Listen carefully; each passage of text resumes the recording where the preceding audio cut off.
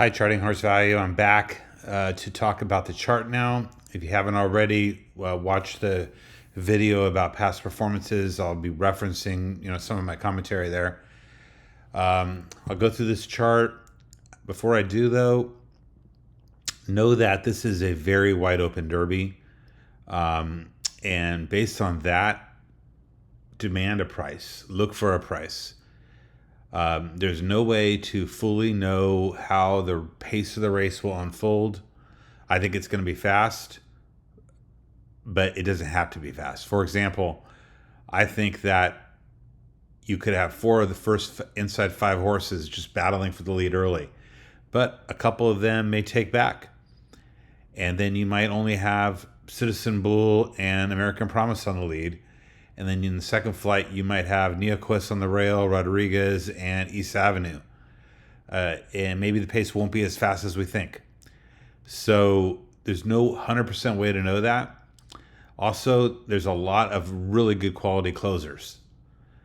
And which one's going to get the right trip? Which one's going to stay out of trouble? Which one's going to be able to save ground? And then so it's a very, very difficult race. I don't have a strong opinion. Normally I do. This year I don't. But I'm going to go through it, and let's start with the fitness column. First of all, you'll see almost every horse gets a Q, which means the workouts are good, certainly sufficient, and the horse should run their race. The only negative horses are the Japanese because they don't have enough American U.S. workouts to look at. Form cycle, you got a few horses coming in here, second or third off the layoff. That's a very big positive. I want to just spike those out. East Avenue and Sovereignty in particular are coming into this and really could improve in their third start of the year. And they don't have any negatives on their form cycle like Citizen Bull had. All right. Then you got the trainer and jockeys. Realize that the numbers don't apply for the Japanese horses, but these numbers are proportional to their win probability if the only thing I looked at was the trainer and the jockey. There's 20 horses. That's why these numbers are lower than you might normally see in the charts, because the jockey is 1 of 20. But you can see the best trainer is Baffert. He's got a couple sixes here. And you see there's some two trainers. Owen Almighty is a two trainer. East Avenue, two trainer. Burnham Square, two trainer. Runner Judgment, two trainer. Take that into consideration for what it's worth. Same thing with the jockeys. A lot of 5 jockeys and 4 jockeys, but there are some 2 jockeys. Juan Vargas on Coal Battle is a 2 jockey. Garcia is a 2 jockey, although Garcia knows this horse quite well. American Promise has got a 2 jockey. So, look at that. Now, the pace of the race, we talked extensively about this, but you can see the F horses, okay? And that's a lot, looks like a lot of speed. And that's going to impact their PFDS percentage. That's going to knock them back a little bit. So everybody is less than 1 because nobody's gone 10 furlongs. Tistastic is 0.9. Chunk of Gold's 0.9 because they ran 9.5 furlongs. They're the closest. And then these F horses are getting downgraded a little bit. They're only 0.6s. Okay, so everybody's going to be between 0.6 and 0.9, and that's why this is such a hard race, because none of these horses have ever gone 10 furlongs before. Now, the best front runner in the race, according to the chart, is East Avenue. And again, I like this horse a lot. Third start of the year, and eligible to improve. Ran a really good race in the Bluegrass, although I think that Bluegrass looks a little slow. I mentioned that in the past performance video, but maybe the track was slow. And this horse, I like the 12 hole. Might take back And, if the pace isn't that quick, this might be the one front runner to do something special. The other front runner I like a little bit is pretty far down in the chart, American Promise. Just that humongous effort for D1 Lucas kind of reminds me of a charismatic. Charismatic, ran that huge race 2 weeks before the Derby in the Lexington, and then had raced previously in the Santa Anita Derby 2 weeks earlier than that. So that horse is a little more heavily raced than American Promise.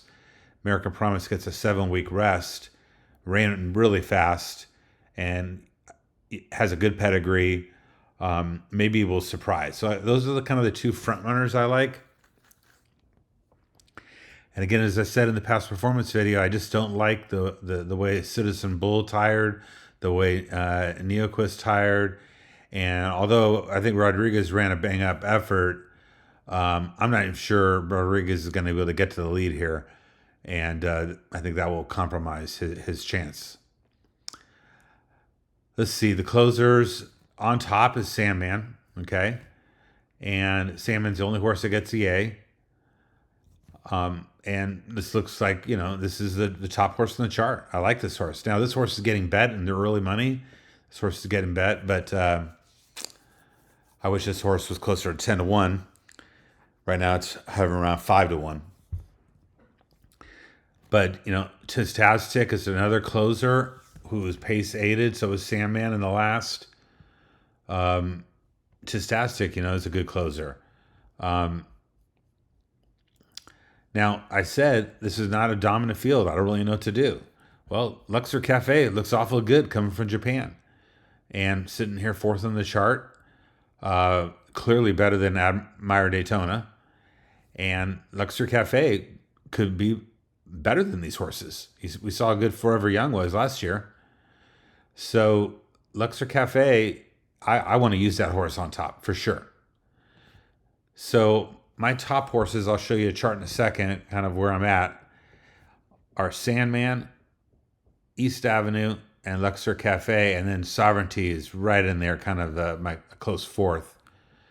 Those are the top horses I like.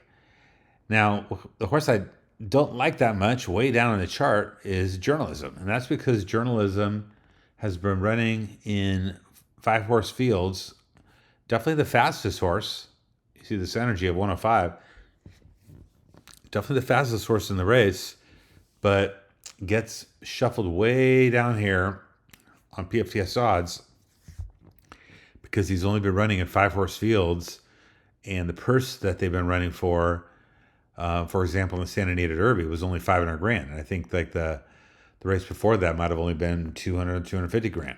So they've been running for much smaller purses against 5-horse fields, whereas the Arkansas horses have been running against bigger fields for $1,250,000, $1,500,000. Those theoretically, those are supposed to be harder races to win, and that's why Sandman does so well, and why Journalism does so poorly on this PFTS odds rank. And 3-1 is not a good price. The horse is really impressive, so I'm going to use that kind of horse defensively. It does get the B grade. Citizen Bull, I know, gets this plus, but that plus is based off of is driven by this best odds of 8-1, which comes from the Breeders' Cup Juvenile, but is not, for the pattern right now is not as good, and only 26-1 on PFTS odds. So I'm going to be tossing that horse. Neoquist supposedly has got the best jockey trainer combination in the race. That's a little surprising. And Tastaxic gets a letter grade. So let's go ahead and go. I think I've kind of covered everything I want to cover here. If you got any questions, by the way, shoot me an email, send me a DM on Twitter. Love to get your thoughts, any questions you have. Let's go ahead and go to this. Okay, so I will update this on Saturday morning after all the scratches are in, after I know what the weather looks like, after I know how the track's playing. But I like to come up with 8 horses that I can toss. And so my list of toss horses right now are the 1, 2, 4, 6, 11, 15, 19, 20. That's Citizen Bull, Neoquist, Rodriguez, Admire Daytona. I think that's Flying Mohawk, Render Judgment. Who's the 19? Chunk of Gold.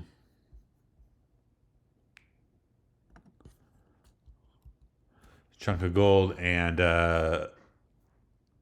Owen Almighty. Okay, so I put the 6 in blue because if I promoted any horse out of these tosses, it would be the 6. The other Japanese was kind of the last horse I threw into the toss category.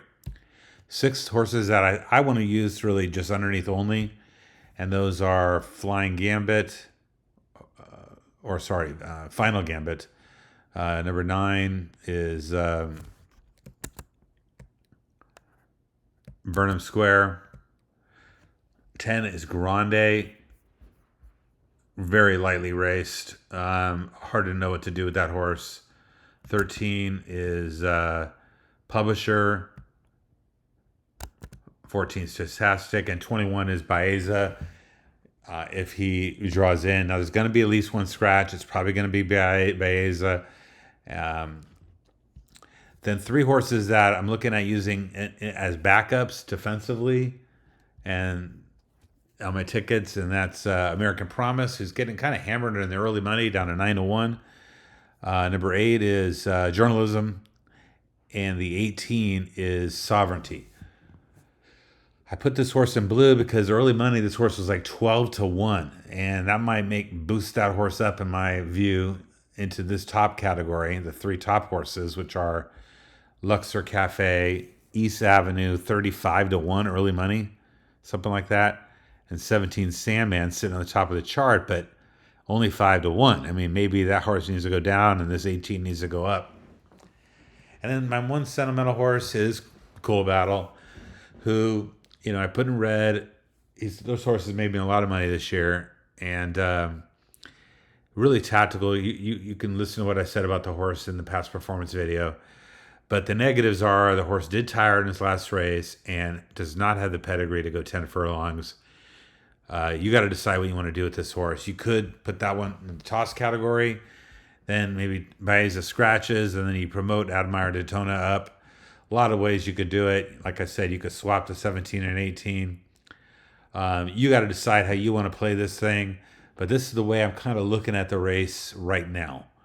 And I will update this little table on Saturday. All right, that's what we got. Good luck.